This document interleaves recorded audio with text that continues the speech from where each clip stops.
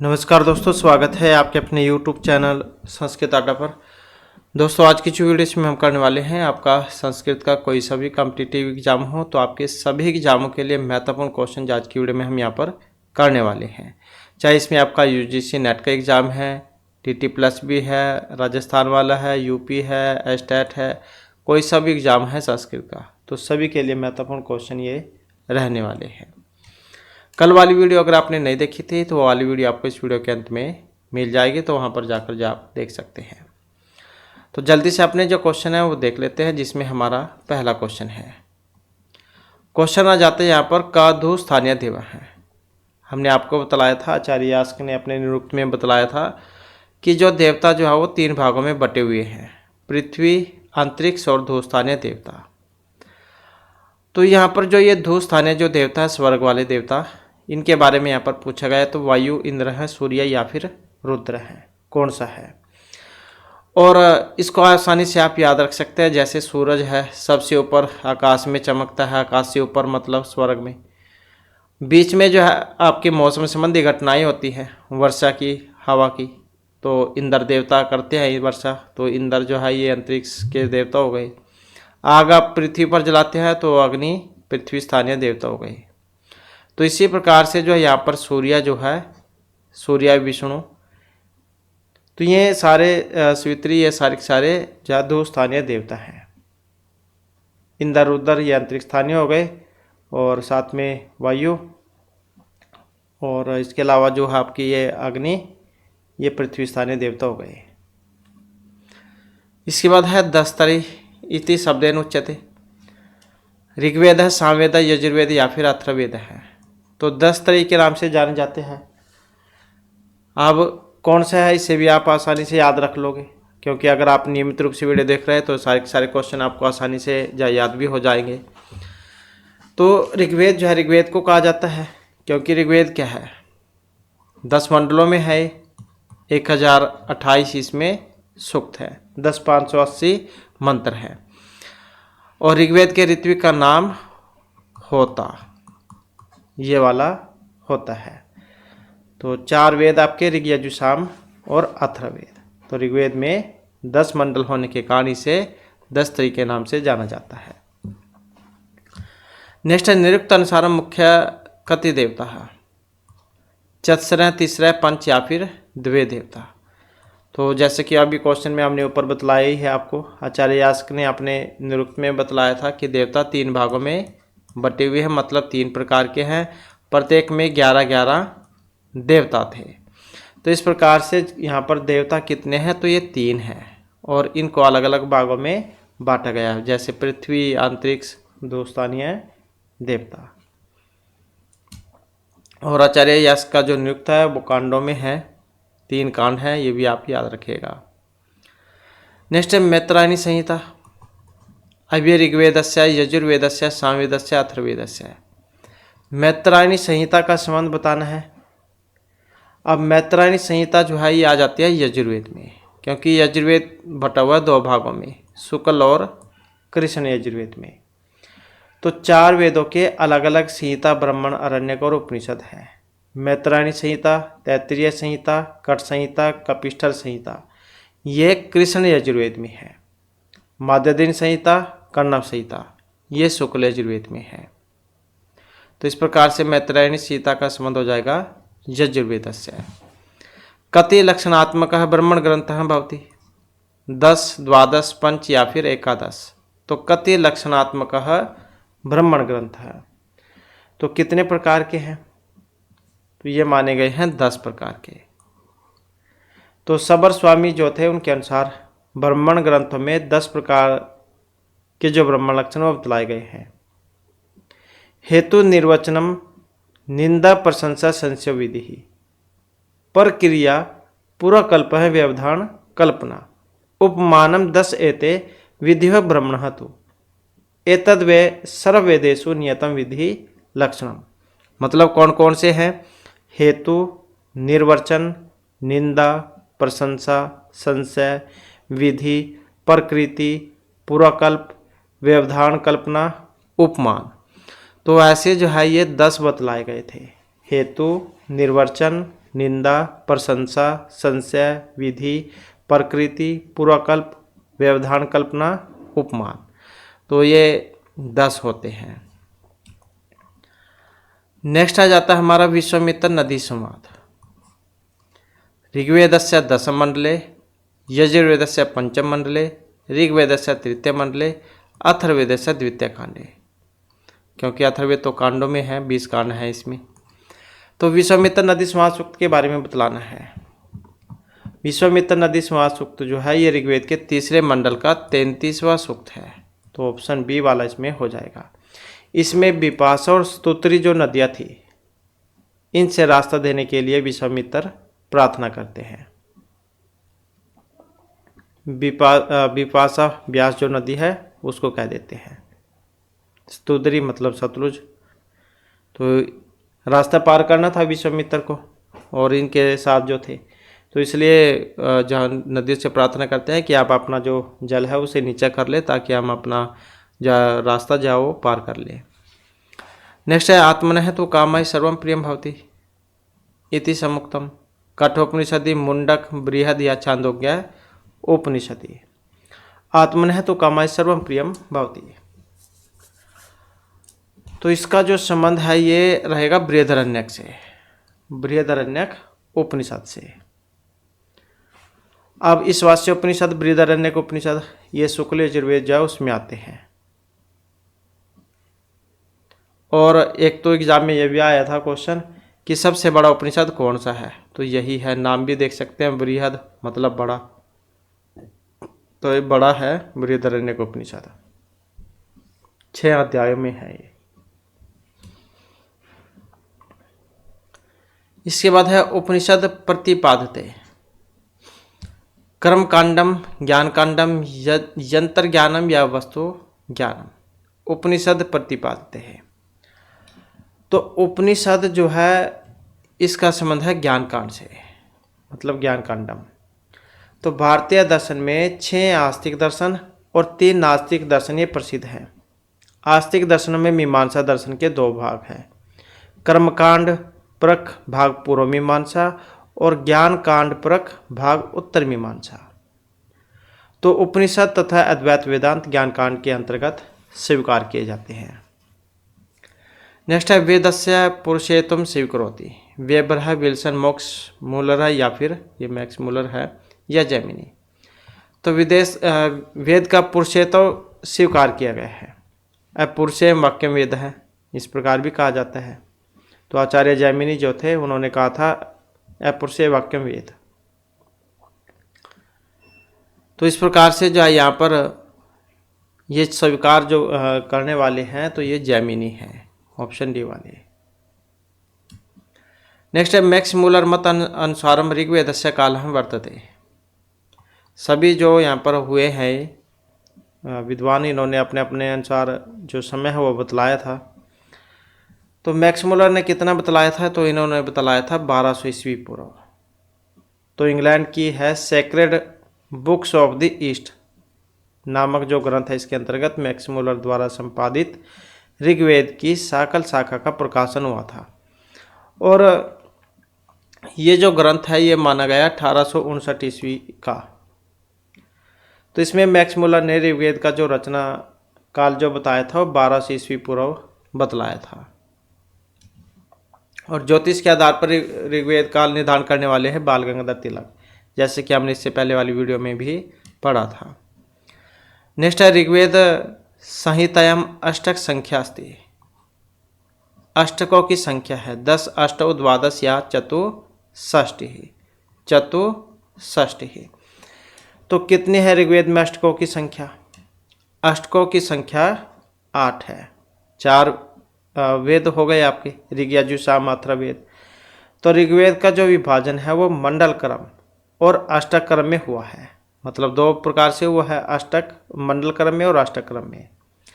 अष्टक क्रम में 8 अष्टक हैं और प्रत्येक अष्टक में 8 अध्याय हैं। तो 2 भागों में बटा हुआ है ऋग्वेद, मंडल और अष्टक क्रम में। और अष्टक क्रम जो है इसमें 8 अष्टक हैं और प्रत्येक में 8 अध्याय हैं, तो 88 64, कुल मिलाकर 64 है। अब यहाँ पर ऋग्वेद में जो अष्ट की संख्या है, अब चतुष्षष्ठी भी हो जाती है एक तरीके से अगर हम देखें, और 8 भी हो जाती है। तो अष्टक क्रम में तो 8 ही है, आगे फिर टोटल 64 है। नेक्स्ट है वेद अंगेशु छंद उपमेते। वेद के जो अंग हैं शिक्षा, कल्प, व्याकरण, युक्त, ज्योति, छंद, तो इसमें जो छंद है, छंद की उत्पत्ति बतलानी है वेद पुरुष के किस अंग से हुई थी। तो ऐसे कहा जाता है छंदे पादौ तो वेदस्य हस्तौ कल्प उच्यते ज्योतिषामनयनम चक्षु निरुक्तम श्रोत्रम उच्यते शिक्षा घ्राणम तो वेदस्य मुखम व्याकरणम समृतम तस्मात् संगम अद्वितीय ब्रह्मलोके महीयते, ऐसा कहा जाता है। तो इस प्रकार से देखें तो छंद है पादौ तो वेदस्य, जैसे कि अभी हमने पढ़ा, तो छंद की उत्पत्ति किससे हुई है? पाँव से। और इसी प्रकार से हाथ जो है हाथ की कलप से हुई है, मुख व्याकरण से हुई है, और निरुक्त श्रोत्र से हुई है, और ज्योतिष नयन से हुई है,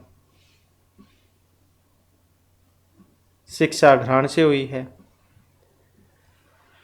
तो अलग अलग अंग से ये उत्पत्ति मानी गई थी वेद पुरुष के। तो छंद की उत्पत्ति पाँव से है। नेक्स्ट है उपादान ग्रहणात इत्यनेन पुष्यते। सत्कार्यवाद प्रकृति सिद्ध है, पुरुष सिद्ध है या सृष्टि प्रक्रिया। तो उपादान ग्रहणात इत्यनेन पुष्यते, तो इसमें भी सांख्य दर्शन जो है इसमें सत्कार्यवाद जो है इसके बारे में बतलाया गया था। तो संख्या दर्शन में सत्कार्यवाद के बारे में बतलाया गया था एक श्लोक, जिसके माध्यम से बतलाया गया है असद कारणात् उपादान ग्रहणात् सर्वसंभव अभावात् शक्तस्य शक्य कारणात् कारणभावात् सत्कार्यम। तो उपादान ग्रहण से सत्कार्यवाद को कहा गया था, तो जो कि यहाँ पर ऑप्शन ए में है। नेक्स्ट है जन्म मरण करणानाम इत्यानेन सिद्धम। प्रकृति स्वरूपम दुख स्वरूपम गुण स्वरूपम या पुरुष बहुत्वम जन्म मरण करणानाम इत्यानेन सिद्धम। तो इसका जो संबंध है ऑप्शन रहेगा डी से, मतलब पुरुष बहुत्वम। तो सांख्य दर्शन में बतलाया गया था, सांख्य दर्शन किनका? कपिल मुनि का। तो सांख्य दर्शन में प्रकृति और पुरुष की सत्ता की बात कही गई थी। जन्म मरण करणानाम प्रतिनियमात जन्म मरण करणानाम प्रतिनियमात युगपद प्रवृत्तेश्च पुरुष बहुत्वम सिद्धम त्रिगुण विपर्याच्य एव। तो इस प्रकार से ये सांख्य कारिका में आया है और इस कृष्ण के द्वारा जो रचित है। तो जन्म मरण करना नाम से पुरुष बहुत्व को बतलाया गया था। नेक्स्ट है कर्तृत्व धर्म है पुरुषस्य मूल प्रकृति अहंकार से या फिर ज्ञानेन्द्रिय। तो कर्तृत्व धर्म ये माना गया है। तो सांख्य दर्शन के अनुसार इस संसार के कर्ता और भोक्ता दोनों नित्य रूप में स्थित हैं। कर्ता और भोक्ता दोनों पुरुष हैं और भोग्य प्रकृति है। प्रकृति और पुरुष का संयोग कैसा था, हमने इससे पहले वाली वीडियो जो थी उसमें भी क्वेश्चन आया हुआ था। तो अंधे और लंगड़े के समान पंगु अंधवत था। तो यहाँ पर कर्तृत्व और धर्म का जो संबंध है ये पुरुष से है, मतलब पुरुष से है। नेक्स्ट आ जाता है चैतन्य। प्रकृति पुरुषस्य गुणत्रयस्य या महाभूता नाम। तो चैतन्य है, तो चैतन्य का संबंध किससे है? तो इसका संबंध है पुरुष से। चेतनता क्या है? पुरुष का धर्म है, जबकि प्रकृति जड़ है। और ये जो मत है सांख्य मत अन्यायी का है। पुरुष तीनों गुणों से रहित है और भोगता है और कैवल्य के लिए प्रवृत्त होता है। तो चेतनता का संबंध जो है ये पुरुष से था। चेतनता पुरुष का धर्म है। नेक्स्ट है जीवन मुक्ति। जैन दर्शन, बौद्ध दर्शन, चार्वाक दर्शन या वेदांत दर्शन। ये किस में आता है? जीवन मुक्ति का क्वेश्चन है ये। तो जीवन मुक्ति के बारे में जो बतलाया गया था वेदांत दर्शन में बतलाया गया था, तो हो जाएगा वेदांत दर्शन। किन के द्वारा रचित है? सदानंद के द्वारा रचित है। वेदांत दर्शन जो उसमें है ये। वेदांत दर्शन जिसमें मुक्ति के बारे में बतलाया गया था। मुक्ति होती है दो प्रकार की, एक तो होती है जीवन मुक्ति ये वाली, एक होती है विदेह मुक्ति जिसमें शरीर ही छूट जाता है, शरीर छूट जाता है जिसमें। तो एक तो जीवन से मुक्ति, एक विदेह मुक्ति।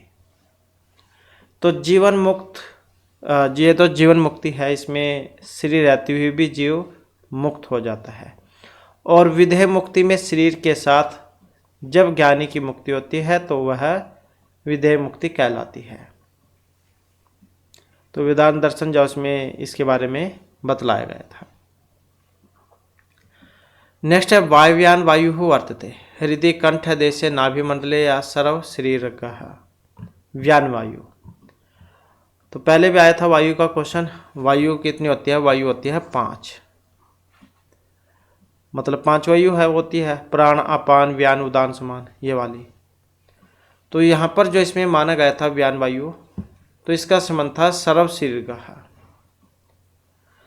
तो प्राण वायु नासा अग्रवर्ती होती है, अपान वायु आदि स्थान में रहती है, व्यान वायु संपूर्ण शरीर में रहती है, उदान वायु कंठ में रहती है और समान वायु शरीर में मध्य भाग में रहती है।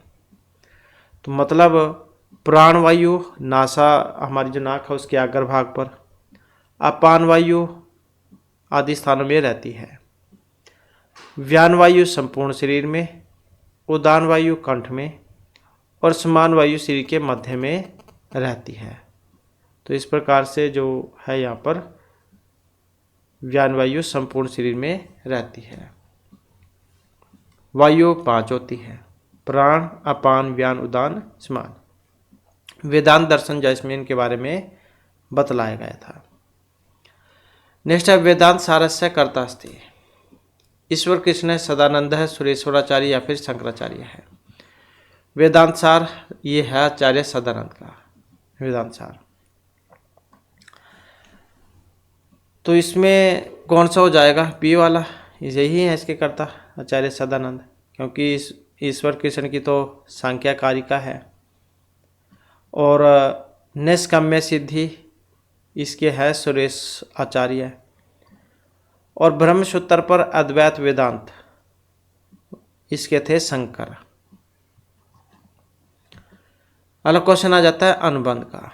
अनुबंध है पंचचत्वार त्रय दो, अनुबंध चतुष्टयम।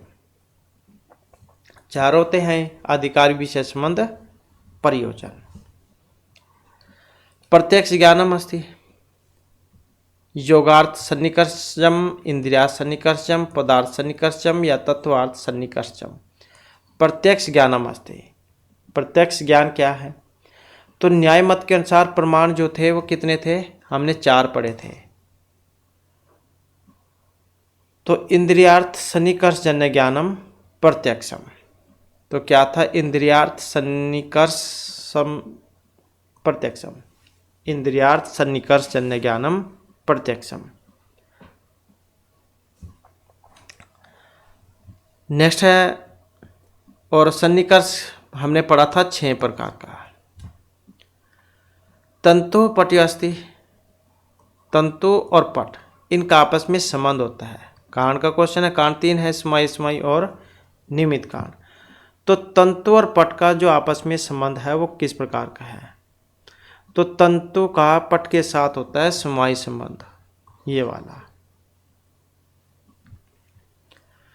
हेतुआभास कितने होते हैं? तो इससे पहले वाली वीडियो में भी जहाँ हमने आपको बतलाया था हेतुआभास जो है वो 5 होते हैं। तो हेतुआभास कतिविध हैं? पंचविध हैं। तो ये 5 प्रकार के होते हैं। और कौन कौन से हैं? असिद्ध, विरुद्ध, अनेकांतिक, प्रकरणसम, कालत्योपदिष्ट। तो ऐसे 5 हैं। न्याय मते प्रमाणानि सन्ति, न्यायिक जो है उनके अनुसार प्रमाण कितने हैं, तो अभी हमने बात ही की थी। तो कितने होते हैं, चत्वारी 4। प्रत्यक्ष, अनुमान, उपमान, शब्द प्रमाण। संख्या में कितने थे, संख्या में हमने आपको बतलाए थे 3। और मीमांसा में कितने थे, मीमांसा में बतलाए थे 6।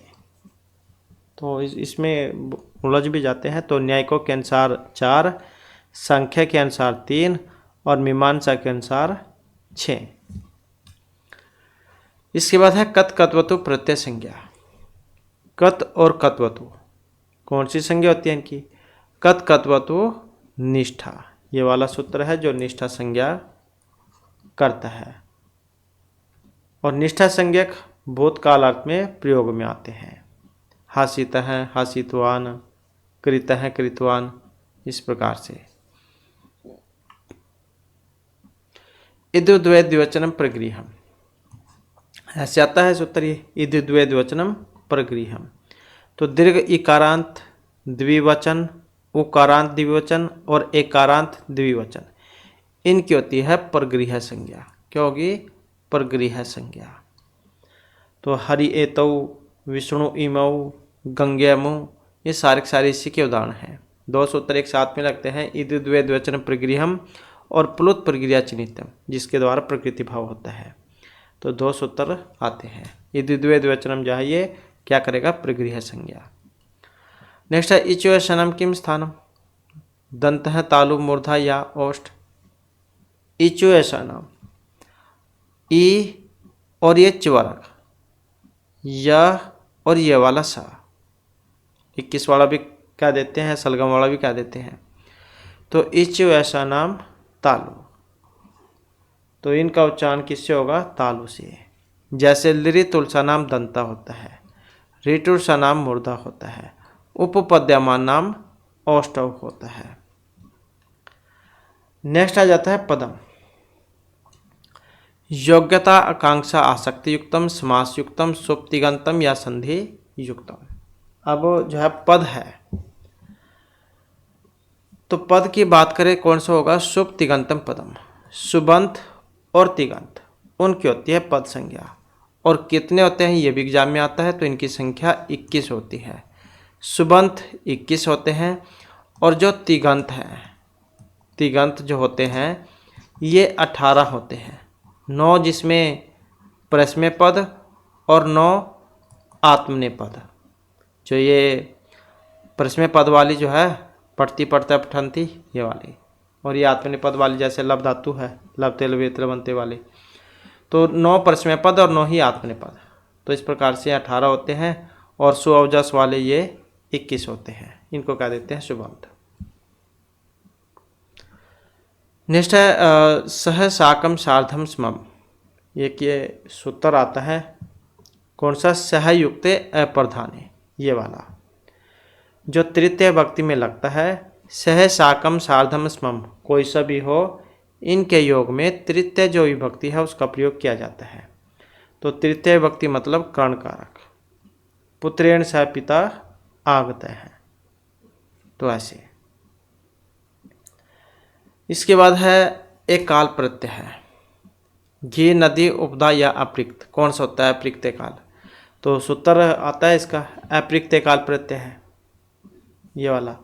तो क्या करता है ये, अपृक्त संज्ञा करता है। अपृक्त काल प्रत्यय के द्वारा क्या होगी, अपृक्त संज्ञा।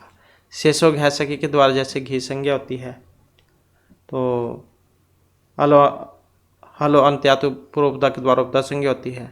इस तरह की नदी के द्वारा नदी संज्ञा होती है। तो ऐसे ही यहाँ पर अपृक्त काल प्रत्यय के द्वारा अपृक्त संज्ञा होती है। नेक्स्ट क्वेश्चन है काद्यम अवसाना। अब इसे काद्यम अवसाना भी कहा जाता है, स्पृष्ट वर्ण भी इनको कह देते हैं, स्पर्श वर्ण भी कह देते हैं। तो का से लेकर जो माँ तक होते हैं, का से माँ तक 25 जो होते हैं, कुवरग, चुवरग, टुवरग, ट्वरग, त्वरग, पुवरग, ऐसे कोचो, टो, तोपु। तो ये 25 होते हैं और इनको स्पर्श वर्ण कहा जाता है, या स्पृष्ट भी कह देते हैं, स्पर्श वर्ण कह देते हैं। नेक्स्ट है भारतीय आर्य भाषा अवस्था संधि। चतसर है, तीसरा है, पंच या फिर षट। तो कितनी है भारतीय आर्य भाषा अवस्था, तो भारतीय आर्य भाषा की जो अवस्था जो है वो 3 मानी गई है। तीसरा है कौन कौन सी, जैसे प्राचीन भारतीय आर्य भाषा, एक मध्य वाली, एक इस समय वाली, आधुनिक वाली। जो ये प्राचीन जो भारतीय आर्य भाषा थी, इसका समय था 1500 से 500 ईस्वी पूर्व का, तो ये तो है प्राचीन वाली। और मध्य वाली की अगर हम बात करें तो मध्य वाली लगा लो फिर यहाँ पर 500 से और 1000 ईस्वी की। और जो हम आधुनिक वाली बात करें इस टाइम की, आधुनिक वाली, तो आधुनिक वाली फिर यहाँ से लगा लो आप 1000 से आगे की और अब तक लगा लो। तो प्राचीन वाली तो हो गई 1500 से 500 ईस्वी पूर्व, मध्य वाली हो गई 500 से 1000 और अब वाली हो गई 1000 से अब तक। तो इस प्रकार से भारतीय आर्य भाषा अध्ययन को 3 भागों में विद्वानों ने बांटा था। नेक्स्ट क्वेश्चन हमारा पर सन्निकर्ष है। ये सन्निकर्ष का क्वेश्चन है। तो पर सन्निकर्ष संहिता, संहिता क्या मतलब क्या है, संधि से। तो ये जो सूत्र है इसके अनुसार अगर हम देखें तो वर्णों की अत्यंत सन्निधि संहिता संज्ञा होती है। मतलब वर्णों की अत्यंत समीपता को संधि कहते हैं या वर्णों की अत्यंत समीपता की संहिता संज्ञा होती है। तो संधि में आता है संहिता मतलब संधि, परिसन्निकर्ष संहिता। नेक्स्ट है पंचनम गंगानाम समाहार है, इत्यत्र समास है। आप देखने में तो एकदम से अगर किसी को नहीं पता है, इसके बारे में पूरी जानकारी नहीं है, तो शुरू में देखा कि संख्यावाची है और द्विगु समास वो उसमें कर देगा। लेकिन क्या है, ये नदीवाची है। नदीवाची होने के कारण नदीभीष्ट एक सूत्र आता है, ये वाला नदीभीष्ट, ये वाला, तो जो कि नदी संज्ञा करता है। नदीवाचक सुबंत शब्दों के साथ समास होता है, तो यह अविभाव कहलाता है। तो पंचनाम गंगानाम समाहार है। लौकिक पंचन आम गंगाम, अलौकिक हो जाएगा, नदीभीष्ट सूत्र से अव्यभाव समास होगा। जब संख्यावाचक सुबंत शब्द का नदीवाचक सुबंत शब्द के साथ समास होता है तो वह अविभाव कहलाता है। तो क्या कहलाएगा, अव्यभाव। तो यहाँ पर शायद इसमें कुछ मिस रह गया, तो इसकी जगह कर लेते हैं हम द्विगु की जगह ही अव्यभाव, अव्यभाव समास।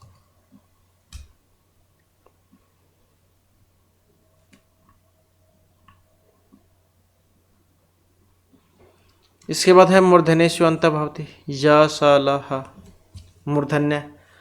अब मूर्धन्य के अंतर्गत आता है ऋतु सना मूर्ध होता है, रीट वर्ग रा और सा, तो इनका उच्चारण होता है मूर्धा से, क्योंकि ऋतु नाम तो दंत होता है और ये अंतस्वर्ण में आ गई यार अलावा, और सह सलवर्ण जस में आ गई उस वर्ण में।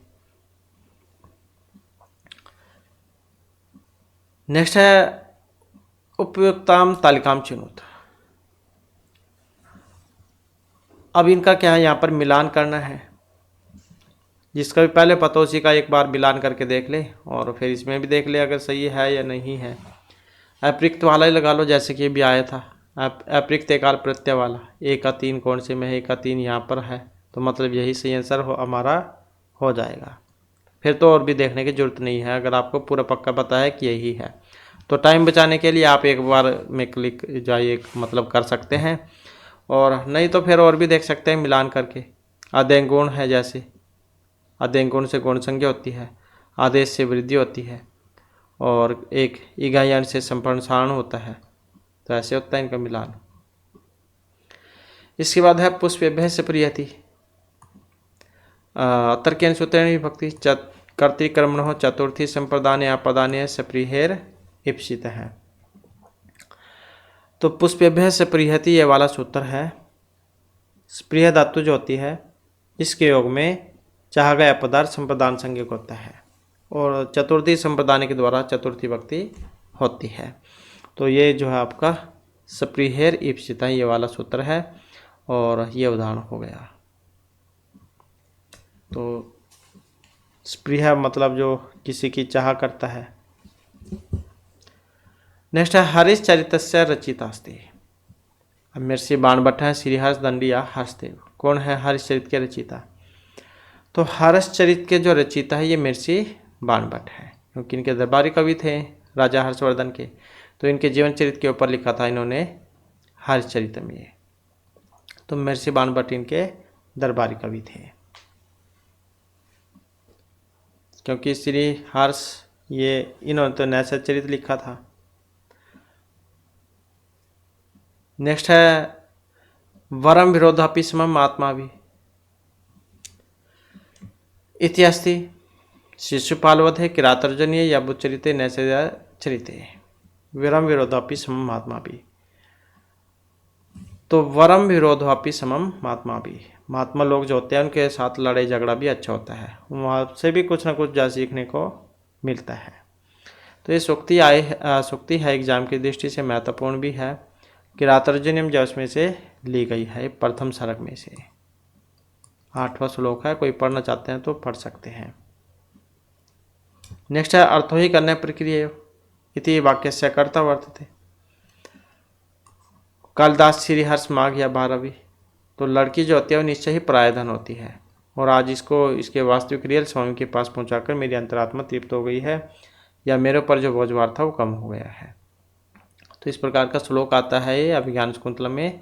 इसमें जो चतुर्थ अंक है के अंतर्गत जो 4 श्लोक है जिसमें शकुंतला की विदाई बतलाई गई है, तो वो वाला है 4 श्लोक के अंतर्गत। तो कर्ता कौन थे? महर्षि कालिदास ने लिखी थी अभिज्ञान शकुंतलम, तो फिर यही इसके कर्ता होंगे। अर्थो ही कन्या प्रक्रिया तामध्य संप्रेष्य प्रगृहीतु हो जाता है मम अयम विशतः पर कामम प्रत्यर्पित न्यासीव अंतरात्मा। तो चौथे अंक का 22वें नंबर का श्लोक है, पढ़ना चाहते हैं तो आप पढ़ सकते हैं। अगला क्वेश्चन है पद लालित्य के लिए जाने जाते हैं भारवी दंडी कालिदास या भगवती है। तो जैसे उपमा कालिदासस्य भारवे अर्थगौरवम दंडी है पद लालित्य माघे संति त्रय गुण, ये श्लोक आता है। तो इस प्रकार से दंडी जो पद लालित्य के लिए जाने जाते हैं, भारवी अर्थगौरव के लिए जाने जाते हैं, उपमा के लिए कालिदास जाने जाते हैं, और माघ जो है माघ में इन तीनों के ही गुण हैं, इन तीनों के।